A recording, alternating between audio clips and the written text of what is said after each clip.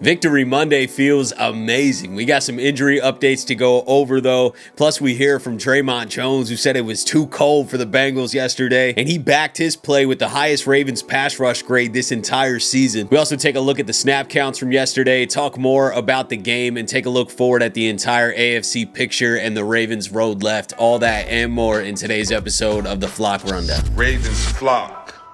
Flock Rundown is the place to be.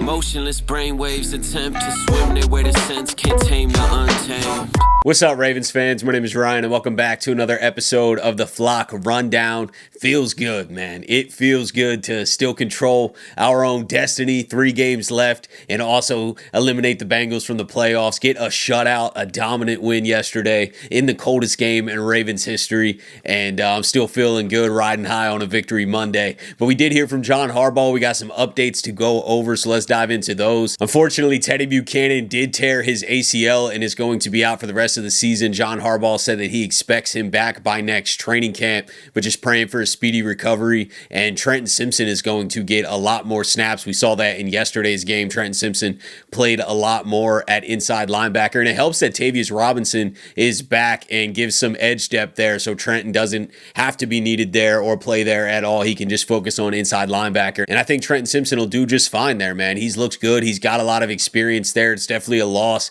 having Teddye gone, but I think Trenton Simpson can step in well, and we'll see Teddye back next season. We also kind of got an update on Awuzie. He's dealing with a foot injury that happened on a weird play. He got his foot caught in some netting in the stadium, and he's going to be pretty much day-to-day. They said they're going to see how it goes this week, but it is not a long-term injury. Yeah, we'll know more as the week goes on. It's not like a Bliss Frank or anything like that. Just got. Did you see the play?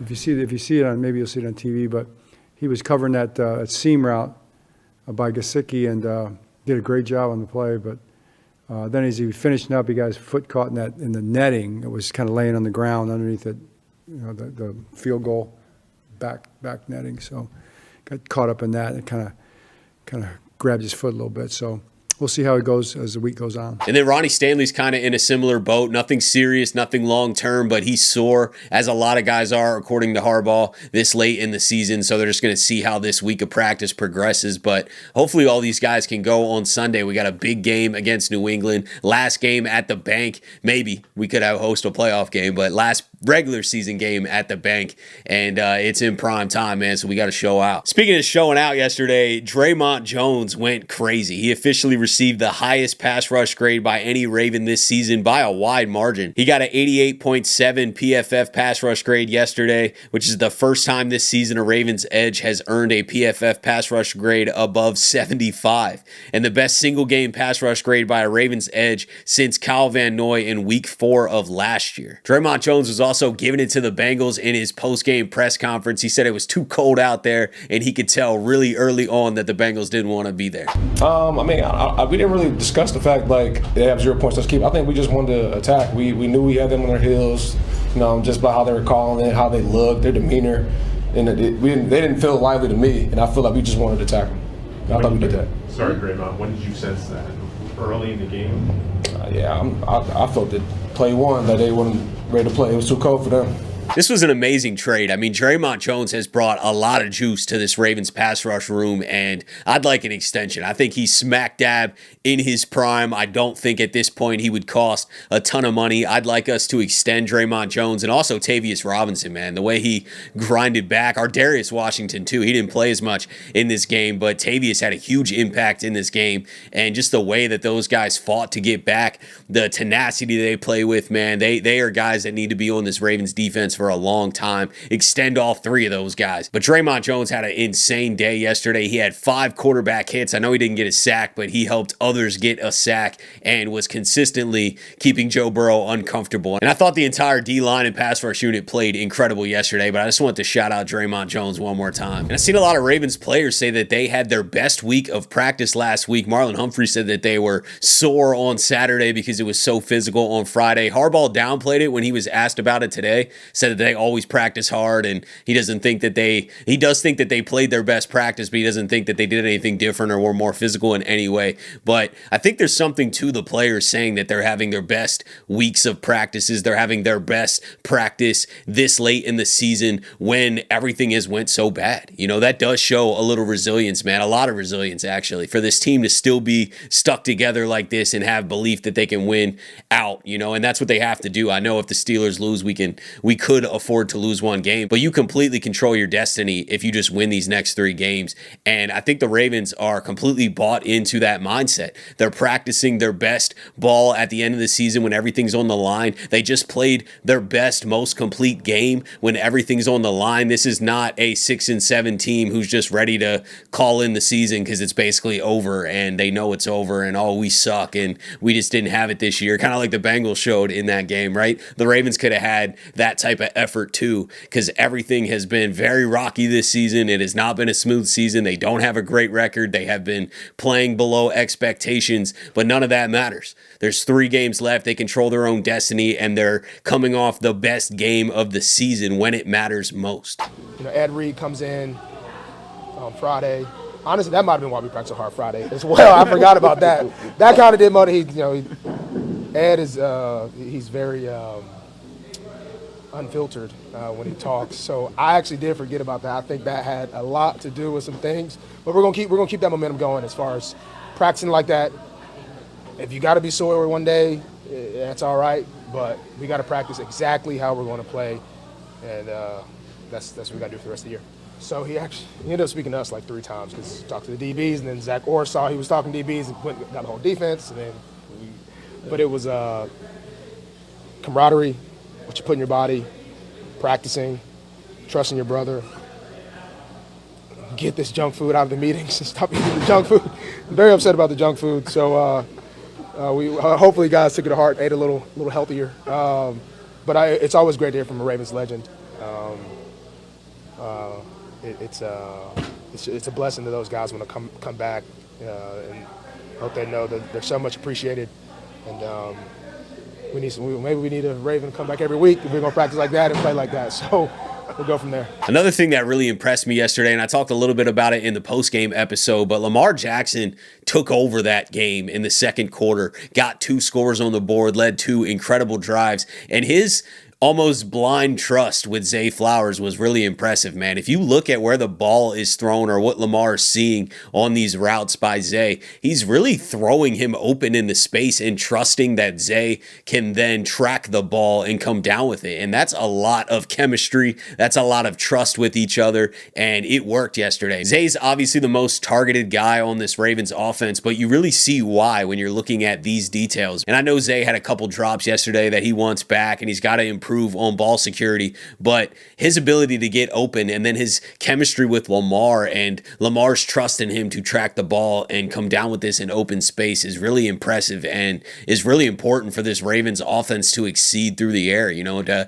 have a great unstoppable pass game. We need to get more guys involved, but I'm just saying this type of high-level chemistry with a wide receiver 1 on your team and QB 1 is really important, man, and I thought it was on full display yesterday between Lamar and Zay. Taking a look at the snap counts from yesterday, nothing too crazy. Emory Jones Jr. is not in a rotation, but he did get 4 snaps yesterday, laid 1 guy out. Carson Vincent got 6 snaps. He came in for a play when Ronnie went out. I thought that he held his own. He definitely is going to be a piece in the future, man. I love what I'm seeing from these young linemen. Tez Walker was out there 61% of the snaps with Bateman inactive. That is one of Tez Walker's higher usage games. Trenton Simpson ends up playing 46% of the snaps on defense with Teddie's injury. Okoye is getting 21% of the snaps. Ardarius Washington played 15 snaps yesterday, 20% of the snaps. Tavius Robinson got 34 snaps yesterday, played 45% of the defensive snaps. The Steelers play the Dolphins tonight on Monday Night Football. I'm sure a lot of Ravens fans are going to be interested in the outcome of that game,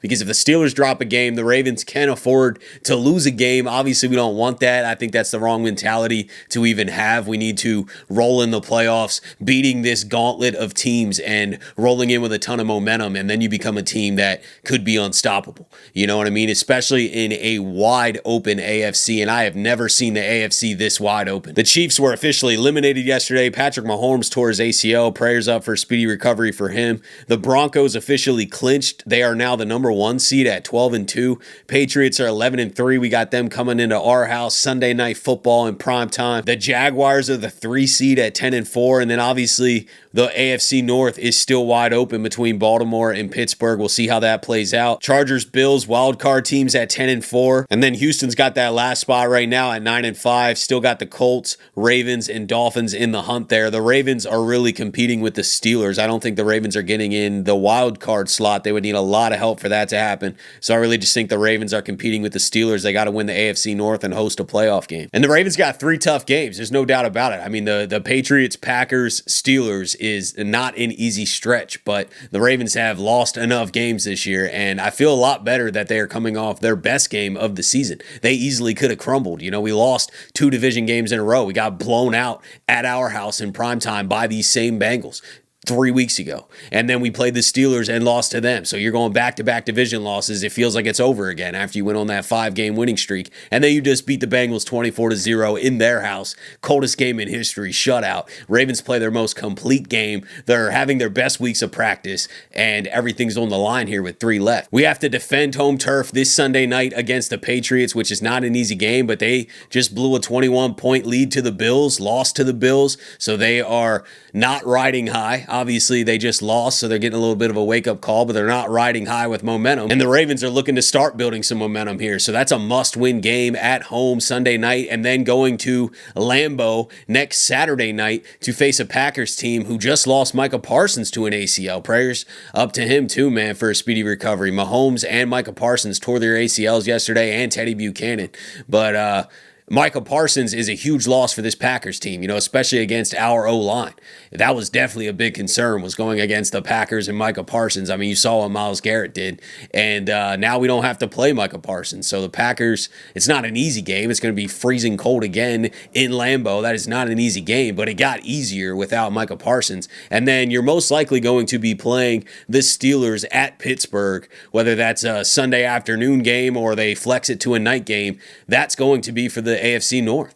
So I think the Ravens are still in a good position here, believe it or not, and they shouldn't be. They don't deserve to be. But the beauty of it is that the AFC North was a slop fest this year. Nobody ran away with it, and everything's still right in front of us here for the Ravens, man. So win these next 3, we are going to be a force. I would not want to play the Ravens with coming off 4 straight wins, heading into the playoffs, hosting a playoff game with everybody healthy for the most part. I think the Ravens could be a dangerous team with momentum in a wide open AFC, but we'll see how it plays out. Let me know what you're thinking about everything, the game yesterday, the path forward. How do you see everything playing out? Appreciate you guys, as always, for tuning in to another episode of the Flock Rundown. Have a beautiful rest of your day, and I'll let the greatest linebacker in the history of the game take us out. Ravens Flock. The Flock Rundown is the place to be.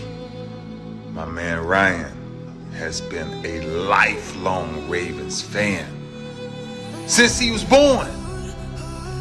So I'm telling you now, it's about to go down. The podcast, the Flock Rundown. Ravens, baby. Nothing gets better than waking up and wondering how high we can fly. Tune in.